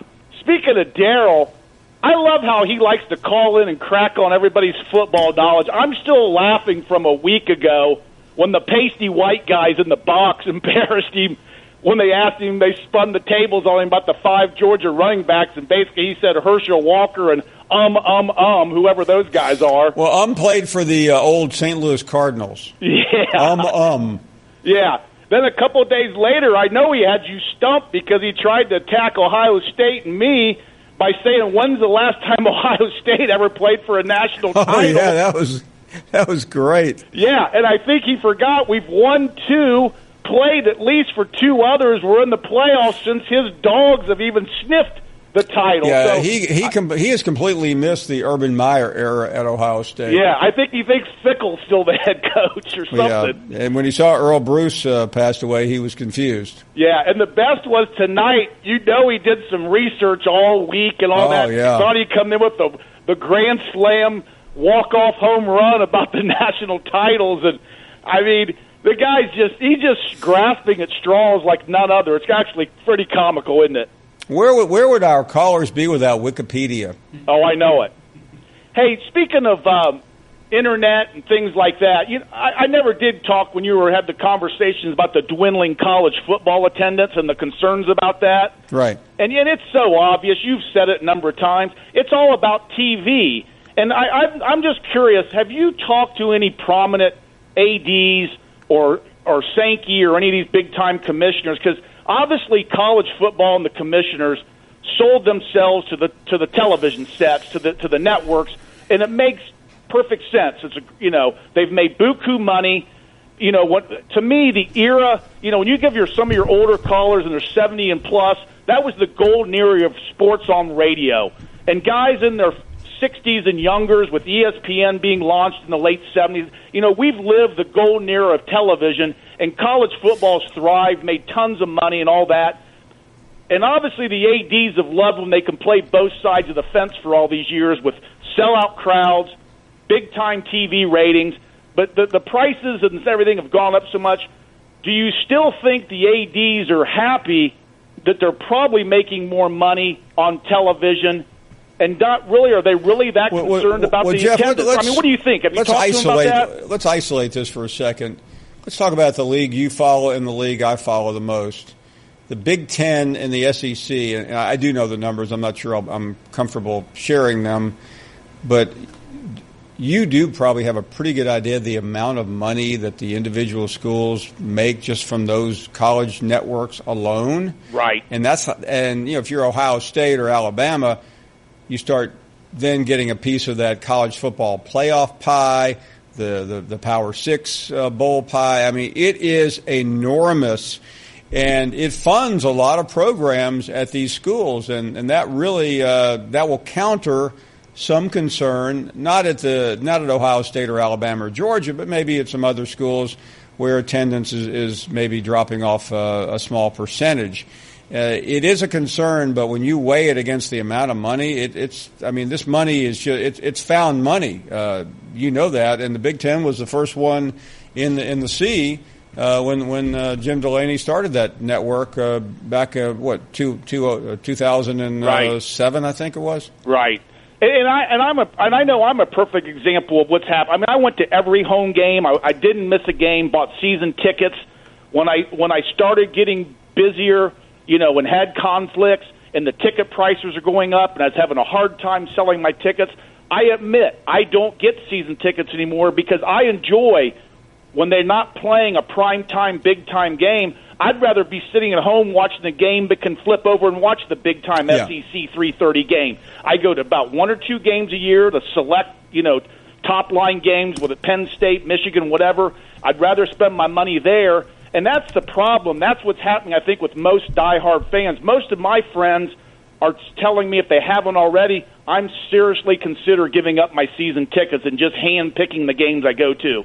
And I think that's obviously where it's gone. Do you really think this whole streaming, is that going to be the next boom era? Because I think even the TV era of sports is kind of starting to wear itself out. I mean, look, nobody watches SportsCenter anymore. And there are plenty of people that are bigger experts on streaming than I am, but I do think it is the future.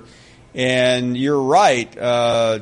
Just to go to your garden variety Mercer Citadel Alabama game, Ohio State plays 5 or 6 games that we both would agree are unwatchable to stay. Right. I mean, the selection on Saturday, it's starting with the morning shows, the pregame shows. The first game in the Eastern time zone is at noon, and the last game, if you're interested, you can watch a game until 2:00 in the morning. Yeah. Now, personally, and I don't know if you agree with this, I personally think the NFL has stretched themselves too thin. It's ridiculous. I mean, I literally don't know who's playing when. Everybody says, "Well, just look up." When I'm sitting there and I'm not thinking of NFL football on Thursday night. I'll be honest, I'm just not thinking hard. about it. The NFL has diluted its product to such a degree in a money grab, of course. Right. I'm glad you agree with me on that because I thought that for a while, and they're wondering why their ratings are going down. I think they were better off with a bunch of games at the same time on a Sunday. Well, really, I think the most watched game on the NFL is the late afternoon game because it ends at 7:30 on Sunday night. Right, and that is probably the most watched time of the week. Monday night football, Sunday night football, Thursday night football. I mean, it's just it's diluted the product, and quite frankly, I mean, just. I live in an NFL market where I'm subjected, to games that are just not watchable, right? As you are. I mean, Cleveland and just take your pick. That alone, and what's amazing because of the passionate Browns fan base, they usually trump, no matter their record, they usually trump the Bengals games, even when they're, they haven't won a game for one game in 2 years. But yeah, I just think the whole thing, the dynamics is interesting. It's so obvious, but I got to believe these ADs can't be too disappointed when they're still printing money from the TV no, deals. They're making the number. I mean, you can look it up, Jeff. I mean, the numbers that are coming in, the additional revenue, they're enormous. I mean, they are 5-6 times what they were 10, 15 years ago. We're up against a break. More phone calls at 855-242-7285. It is a Wednesday afternoon, and we've had quite a show. Stick around. You're listening to the Paul Finebaum Show podcast. Glad everyone is here. We were just in Ohio. Let's go back to Ohio. John is in Columbus, Ohio as well. Good afternoon, John. Good afternoon, Paul. Paul, how you doing today? We are doing great. What about you? Real quick, I'm doing good. Real quick, the Kentucky Derby, the horse that you picked, I really do like. Oh, really? He was. They bought him for $3 million, so he was the most expensive baby of all of them. But I think Todd Pletcher, he'll win it again. He's already won two of them with Vino Rosso. I'm sorry. That's who I'm going with. But my question for you, Michigan got a transfer quarterback from the SEC. Yeah, Shea Patterson. How much do you think that will affect how Michigan does this year? And do you think that he will understand in the big game against the Buckeyes, if nobody gets hurt or anything, how important that game is? And I'll hang up and let you answer. Yeah, first of all, I think it was a significant pickup by Jim Harbaugh. And here we go back to one of the things we were talking about a minute ago about objectivity, and I get criticized about Harbaugh. And I think it was one of the most significant things that has happened to Jim Harbaugh since taking over from Michigan. I know he got Rashawn Gary, the number one player in the country, a couple of years ago. But I think Shea Patterson gives Michigan a chance to finally break through. And I think they're in a really good spot with him at the quarterback. I like Shea a lot. I think he did a great job at Ole Miss. And let's get back to the calls at 855-242-7285. And John is in St. Louis. How are you, John? I'm doing very well this afternoon, Paul. How are you, sir? Quite well. Thank you very much for calling. Paul, I want to talk about the three kings this afternoon. And the first king is, you're maybe about my age, and Roger Miller, King of the Road. Oh, yeah. And you probably remember his great music from the early to mid 1960s. And the next one is the King of Beers, which I've had a couple this afternoon, Budweiser. I'm going to give him a picture, calling from St. Louis. And then the other one is, I want to talk a little bit about John Calipari. I don't think people realize about how good they have it in the state of Kentucky in college basketball with Coach Cal. I know he has a record of, getting teams close the last 3 years and not being able to, close that, cross the goal line. But I'm telling you what, if people want to get rid of Cal, I tell you, there's probably 50 programs in the NC2A that would take that guy. All he does is recruit, and win. And so, I mean, Kentucky people, get off it and wake up and smell the coffee, Paul. Well said. I mean, he has transformed that program. It is always at the center of college basketball, and I completely agree with you on that. And I can tell you what, being from Missouri and a huge Missouri Tiger basketball fan, compared to what's going on out in Kansas with Mr. Self, Kentucky people, again, you don't know how good you have it. And every time he goes up against Bill Self, he wins 80% of the time. Well said. Thank you very, very much for the call. That really was a good call. From St. Louis, we go right up the river to Chicago. Hello, Jimmy. Hey, Paul. Hey, I couldn't help but laugh listening to Darrell's call. You know who Darriel is? He's the kid in your third grade class that when the teacher, gives a question to the class, and probably half the kids in the class know it. Darriel is the one that stands up and yells, Miss Watson, Miss Watson, Miss Watson, I know it. Can you call on me? And he cannot be ignored. And he spends every waking hour trying to find a way to minimize Alabama's status in the college football world. And as far as their national championships go, I mean, I will be the first to tell you that the 1941 national championship, they need to just give that one away yesterday. That's true. But how on earth does the 66 team get completely shut out by not at least getting one or two? Here's the issue. Alabama has 66, 77? I mean, Alabama has 3 or 4. It doesn't help the matter any, but you're right. When you count the 2-loss, is that a Frank Thomas team in 41? I can't remember. Well, I mean, they lost 2 or 3 games. That does need to go. But you know what? Why does it really matter at this point? Because Alabama has dominated college football for the last 10 years. So what happened before most, if not all of us, were born really should cease to matter. Well, that's where it comes into play, though, with Alabama's 5 championships since 09, and then that 17 number really becomes too much to bear for some rival fan bases. So, it's mainly Notre Dame. Hey, we're up against a break, Jimmy. Hate to run. Thanks for the call. Much more to come. Final 30 minutes. You're listening to the Paul Finebaum Show podcast. You're not worth a flip. Welcome back. Glad everyone is here. It's been a good show. We had Michael Collins, the golf caddy, on earlier. Heather Dinnich. We've talked about a lot of the preseason, late spring rankings. Let's get back to the calls. Todd is up next in Birmingham. Hello, Todd. Hey, Paul. How you doing today? Quite well. Thank you very much. Great. Thanks for taking my call. I just want to just kind of throw something out there. Your show has meant so much to me and my son over the past several years. I mean, he'd come home from work, and we'd just sit there and enjoy the show and enjoyed everything that you guys do. And tragically, I lost him on February the 5th in a car accident. Oh, my goodness. We're so sorry to hear that.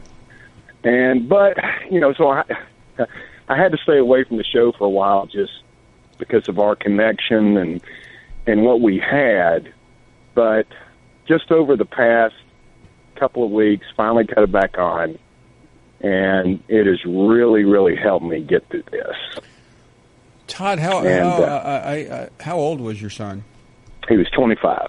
Oh, my goodness. That is just so sad. And I'm not being a Debbie Downer. Don't get me wrong. I mean, it's just listen. Number one, I thank you for what you said, and the fact that you had that kind of relationship with your son, and you could watch and take part in here means a lot to us.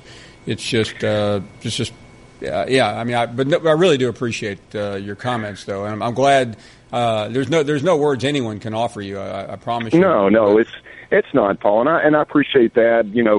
It's just those couple of hours a day that I can sit and just not have anything on my mind, but just enjoy the calls and enjoy the show. And when you look at the big picture, it just it means the world to me, and I appreciate all you guys. Really do. Well, Todd, listen, we will. And I say this to you. Some days we really wonder about our existence here, and I mean, things are we're just running into walls. But when you say something like that, and I think I speak for everyone here, the guys in the booth, the folks that work behind the scenes, and there are a lot of people. It means so much to us because we normally hear the other side of all this. We rarely get a call like this, and that your comment really resonates with all of us, and I thank you for that. And well, thank you. Well, thank you guys, and I do enjoy it, and just keep up the good work, and thanks so much for all you guys do. Todd, you be well. We're thinking of you, and thank you for sharing that story with us. Thank you very much, Paul. You bet. Well, I mean, rarely am I at a loss for words. But when you hear a story like that, it really does bring this home. And I listen. I get the criticism. We open ourselves up for that. This is not a traditional program, but Todd's comments really do hit all of us. Thank you very much again, Squirrel. You're on the air. Go right ahead. Man, that was a deep call, and people are so comfortable with you, they don't mind talking about things of that nature. Well, thank you for saying that. I mean, we joke, and I know you better than most because I've met you before. Yeah. But I mean, we try to be different here, Squirrel, and a lot of people just want to talk about how it's not any good and used to be better. But I think we're doing okay.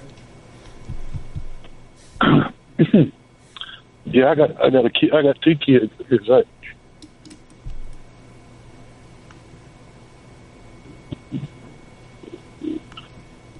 I'll talk to you later, Paul.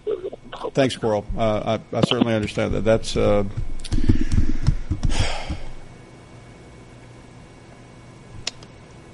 Jeff is up next in Georgia. Jeff, go right ahead. Thank you, Paul. First-time caller. Thank you. Boy, tell you, I was going to get on somebody from Columbus, and after all this, buddy, it's kind of hard. Roll Tide, you hear me? I hear you loud and clear. And I've got a new name for our Columbus, Georgia boy that I've been listening to for years. And I got a lot of great friends that's Georgia fans, and they hate him. And I can understand why. And I mean, we hunt together all the time. My wife's even an Auburn fan, He's lacking morals is exactly what he's lacking, is moral. He has never been brought up ex-Marine or whatever he is. Mullet head. So he never remembered either in his conversation today. What about when they gave Georgia number 1 when we were on our bye? Oh, yeah. Would Malzahn still be there if he beat the number 1 and number 2 team? Probably not. Think about it, But no, I've been listening to you, Paul, for years. I just wanted to get a little comment from Mullet Head, and maybe y'all will start calling him that every time he calls in, because I'm not going to lower myself to his level, but I can. But I'm just been I lived in Columbus, Georgia since 1962, and I've always been an Alabama Roll Tide, and got many of friends that's Georgia fans, and we never have a problem with guns in our hands or drinking alcohol. He needs to get him some morals. I know he's good ratings for your show, but still, But I just want to let you know that I'm not going to hold y'all up. And that was 2 great calls you had ahead of me. So, Thank you very much for the call. Yes, sir, Paul. Thank you. Be well. Thanks. Cheerleader's up next. Hey there, Paul. How you doing? We're doing great, Cheerleader. Paul, listening to the Squirrel and Todd, I just think your show does give so many males a chance to explain themselves with gratitude and hurt and whatever, and it just shows such a human side. And I just feel for people that have that to go through. But I do think that you need to give yourself some credit for kind of holding it up and giving them a place to vent. And I mean, the females love your show too, but for the males to call in like that, that's just great. And I just wanted to tell you this little story about, now, Paul, you do know that I talk to just about everybody I run into. You understand? I understand. Kind of like when you go to the grocery store and somebody's bringing your groceries out and this and that. Well, usually the grocery stores I go to, the people that are stacking your groceries are students, typically high school students or early college. And so I want to talk to them and ask them what school they're in and what are their subjects they like to what are their, what subjects they do the best in and like. And I was talking to this fella yesterday to show you how far and wide football reaches so many people other than those on the field. I said, what are your interests? He said, I like the band. I said, where do you go to school? Shades Valley High School. I'm in the band. And he said, I'm trying to make good grades. He said, I made a real good grade on my ACT test, a real good grade, and I'm trying to get a scholarship to go to the University of Alabama to play in the band so I can be in the marching band for the next national championship. That is great. I thought that was pretty cool, and I hope to goodness he gets it. And put me on your calendar for when you come down to the golf tournament. Oh, we'll be there 2 weeks. By the way, I was in Birmingham Saturday, but I was. Well, thank you for telling me. Well, That's it was. okay. I was there at a banquet, so I did not get out beyond the whole. But I will be there in 2 weeks, and well, you put me on the calendar for when you want me out there. I was going to ask you to show me around. I will. I'll see you 2 weeks from today. I'll let you know when we're. All right. You got it. Okay. Thanks, Juliet. Appreciate the call. Bye. You bet. Great to hear from you. How about Gator in Memphis? Go right ahead. Hey, what's going on? How are you, Gator? I'm doing all right. I want to respond to some comments you made yesterday about the Tennessee-Florida game. You said something about that they're doable. I don't agree with that because I think Tennessee's just as doable as Florida is. Your comment is, and Pruitt hasn't proven himself as a head coach. Just not giving him that much praise just yet. And I'll hang up and let you listen to you guys. Go Gators. Yeah, I was just simply saying that Tennessee had to find a win there somewhere to get to 6 wins, and I just said I would pick Florida today. I'm not trying to come off of what I said. I just said that's a game that you just don't know about right now. It's a home game. It's a rivalry game. Certainly Florida on paper is a better team, but your team was 4-8 last year, Gator, before you start beating your chest. I realize your coach is accomplished, but don't act like Jeremy Pruitt isn't accomplished. He is. Steve is in Destin. Go right ahead. Hey, Paul. How you doing? Hey, Steve. Welcome to the show. Hey, listen, the guy from Notre Dame, I want to refer to a call you got many years ago. He is an imbecile. And this guy, he lectured us on the information age. And if he would go to the NCAA website and hit on it and then hit championships, you'd see that we have at least 15 or 16. I can't remember. I hadn't looked at it lately, and I don't know if they've updated it yet. But that's a very simple way, and they're a lot more authority than Notre Dame in this cat. But I do have a question. Is it true that every player that Saban has recruited, not including junior college, if they stayed and played through their junior year, would they have a national championship ring? That is true. That's every player since he stepped on. No, that is absolutely true, Steve. I mean, if you think about his championships, he got there for the 07 season. He won in 9, 11, 12, and then you had the gap to 15 and then 17. So, yeah, it is absolutely true. And, what a great recruiting tool. They talk about the pipeline to the NFL, and that's great.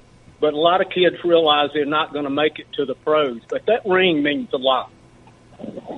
Yeah, that number came out when they went to the White House a couple of weeks ago, and it's an extraordinary number. We're up against a break, a couple of minutes remaining on this Wednesday afternoon, almost Wednesday night. We're coming right back. You're listening to the Paul Finebaum Show podcast. Put a little cherry on the top. Welcome back as we wind things down here on this Wednesday afternoon. Stan is calling next. Good afternoon, Stan. How are you? Hey, Paul. First-time caller.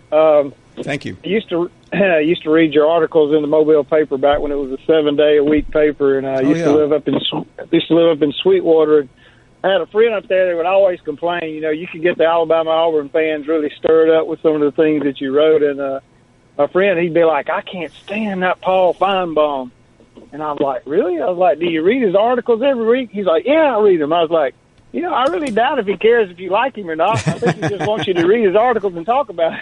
So, thank you. Yeah, I mean, it's really funny. I ran into some people the other day that talked about my writing. I've forgotten I used to write. That was how I got started as a sports writer. But thank you for reminding me.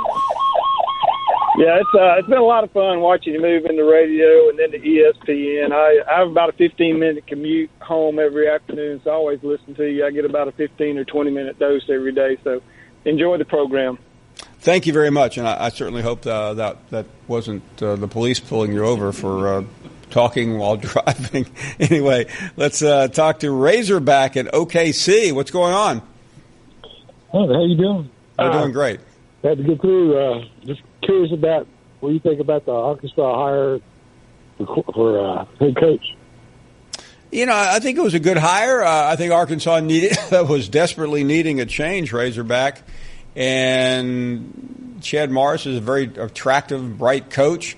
I think he will take some time, though, and I assume and I'm hopeful that Razorback fans will be patient. Alex is in Galveston.